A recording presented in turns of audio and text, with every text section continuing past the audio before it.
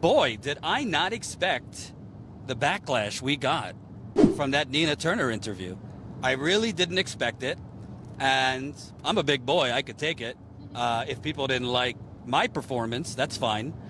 But I wanted to actually focus, Jen, less on my performance because if people, not everybody thought this, but I did see a lot of people who thought it was a softball and blah, blah, blah. Fair game, I'm a public figure, so you could criticize me if you think I didn't go hard enough. I will say people don't recognize with politicians a lot. You're given a certain amount of time, or you're told you have, like with Tulsi Gabbard, I was told I had an hour, showed up 45 minutes late, and I had 15 minutes. So it's tough to ram every question you want in.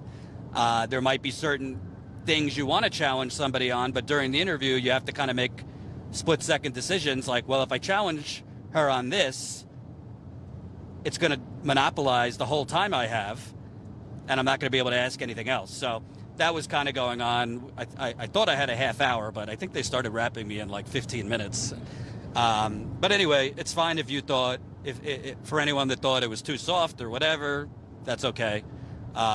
Did my best.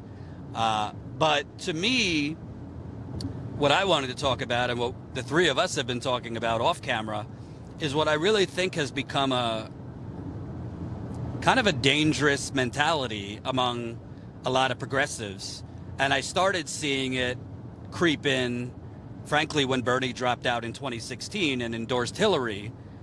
It started building there, this mentality, and has continued building to the point now with the reaction to the interview with Nina. And for those that don't know, there was a lot of reaction critical of Nina Turner because, she wasn't spitting the same fire in the interview, or she is bashing Biden, calling out the squad as she did during the campaign, or she normally does. So a lot of the comments were, oh, she's already selling out, fraud, this, that, the other thing. And to be clear, my mentality is not about, this isn't to defend Nina Turner, because frankly, as the interviewer, it was clear to me she wasn't answering several of the questions just directly.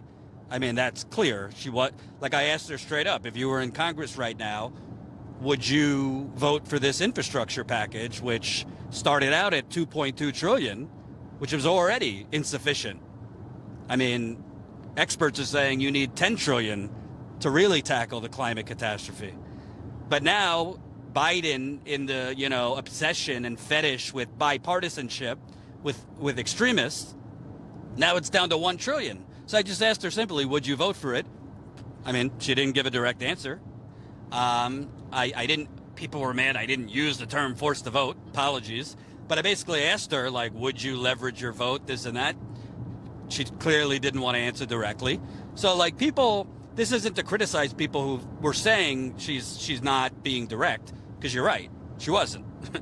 And again, it's my thought and my feeling about this isn't so much like defending Nina Turner. Nina Turner will win or lose, on her own merits. We're not here to get her elected. We were here to cover it. But what I think is I think a lot of progressives, because of their understandable anger and their understandable disappointment with AOC, who I tweeted about earlier, literally was on Morning Joe. On Morning Joe, Joe Scarborough says something along the lines like, I've noticed you've been holding your tongue against, President Biden and the Democrats as they continue. He didn't say exactly this, but as they continue to abandon the very little promises they made. And it was almost like she was giddish that she was getting credit for it. She's like, well, thank you for noticing. So this is what bringing the ruckus to the Democratic Party has evolved into, going on Morning Joe and, kind of giggling that, oh, you noticed that I'm not fighting against Joe Biden's rightward shift to Bill Clinton. But to me, I don't want, some people on Twitter were saying, because I said progressives on YouTube, they thought I was being condescending. I'm not trying to condescend, because I actually understand the anger that people feel, and the cynicism that people feel, and this notion of thinking they're all sellouts, why should I bother? Oh, she's running as a Democrat, canceled. I'm not even going to consider her or anyone else who runs as a Democrat. I get it. I don't want to speak for Jen. I think you do. We're angry. Trust me. You should see the stuff we're seeing on the road. Well, you are seeing it because we're obviously live and posting. We're very angry. But I think there's a fine line between cynicism, anger, not believing in politicians anymore, and counterproductive extremism. And to me, that line is kind of a lot of people, not because they're bad people or because they're stupid. I think a lot of people are kind of crossing over into the self-sabotage extremism. So I will explain why I think that. You could say, you know, I know that you were going to get comments, oh, you're an apologist for the Democratic Party, you're a sellout, you're a fraud, you're a TYT light, whatever, man. I mean, I'm just going to tell you my honest opinion. I think it's based on facts and observations on the road for 6 years rather than just ranting from my studio and bloviating like the rest of YouTube does. But to me, Nina Turner is running for Congress in Ohio's 11th district. And for those that don't know, that's Cleveland and Akron.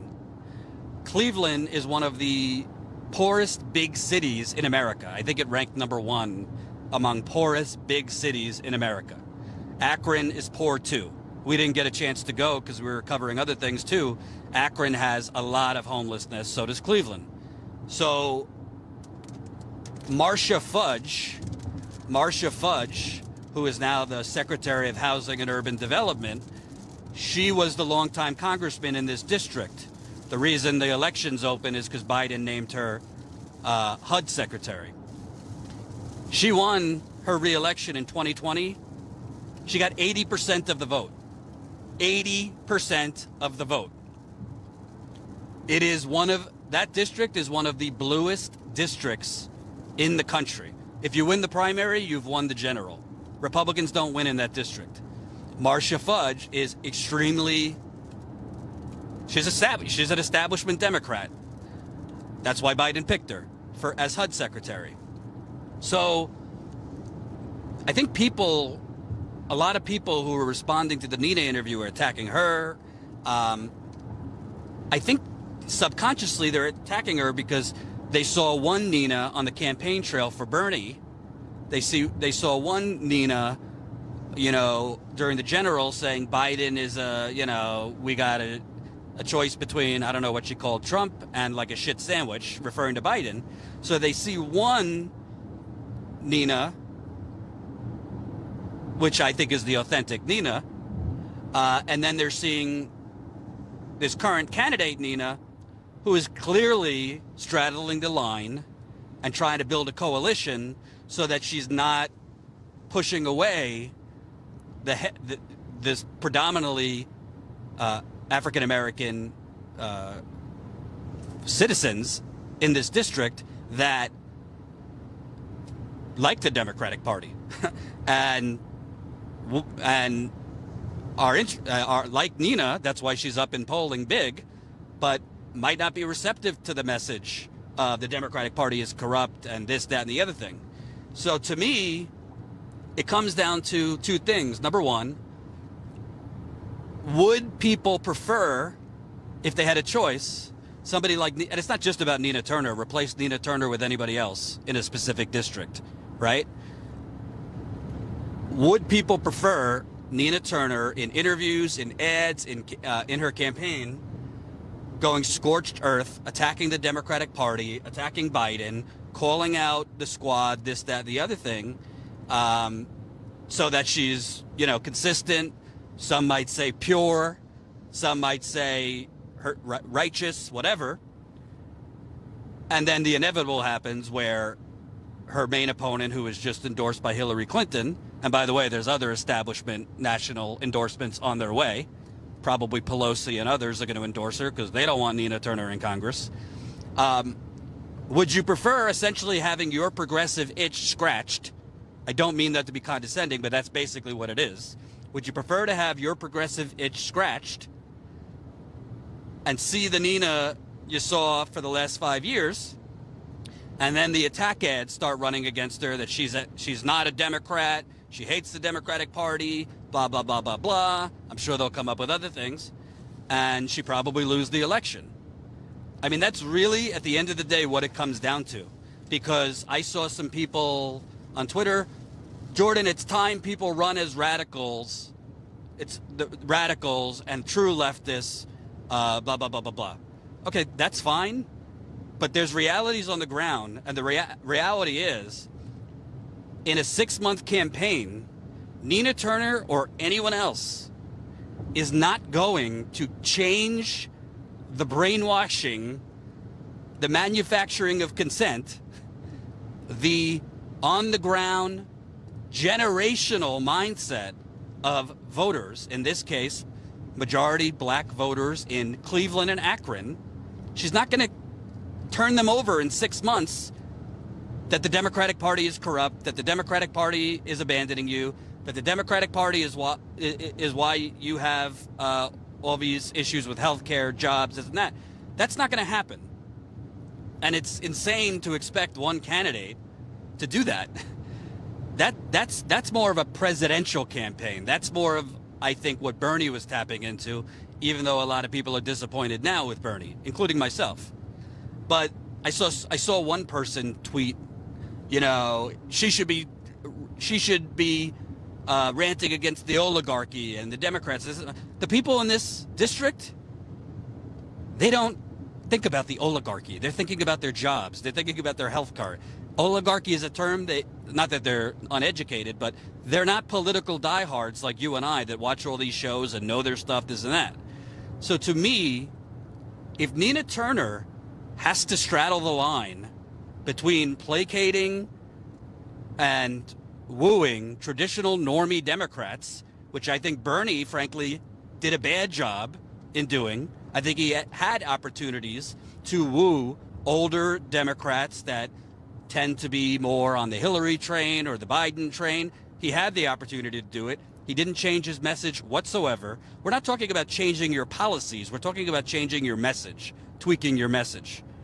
In the interview, she said Medicare for all several times. I didn't hear her change one policy. So I think at the end of the day, it comes down to we should demand of our politicians, even candidates, that they stay consistent. But I think when you're demanding essentially that they do things detrimental to getting them into office, and people are already expecting her to be a sellout just because you're seeing AOC and the fraud, AOC and the squad, folding like tents and not fighting. But whether it's Nina Turner or anyone else, I know it's subconscious for most people, but it's not reasonable to just automatically, because you've been disappointed in politician A, B, C, D, E, to say Nina Turner is going to sell you out too. She's already doing it.